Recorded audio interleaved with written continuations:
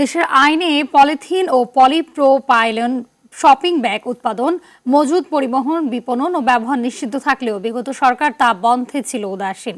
কিন্তু জুলাই আগস্টের রক্তক্ষয়ী আন্দোলনে স্বৈরাচারী সরকার বিদায় নিলে পরিবর্তন হতে থাকে পরিবেশের চিত্র, যার ধারাবাহিকতায় পরিবেশ রক্ষায় শক্ত অবস্থান নেয় অন্তর্বর্তী সরকার।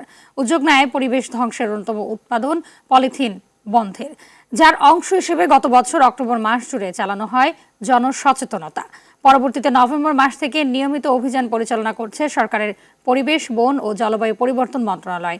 নিষিদ্ধ পলিথিন শপিং ব্যাগের বিরুদ্ধে নিয়মিত পরিচালিত হচ্ছে মোবাইল কোর্ট অভিযান।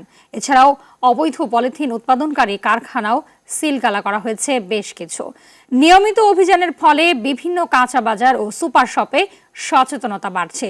ফলে পলিথিন শপিং ব্যাগ ব্যবহারের পরিমাণ ক্রমশ কমছে।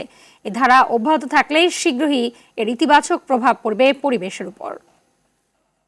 সারা জীবন তো চাকরি করবো না, তাই ক্যাপিটাল রেডি করেছি আমার ফাইন্যান্সিয়াল পার্টনার আইডিএলসির সাথে।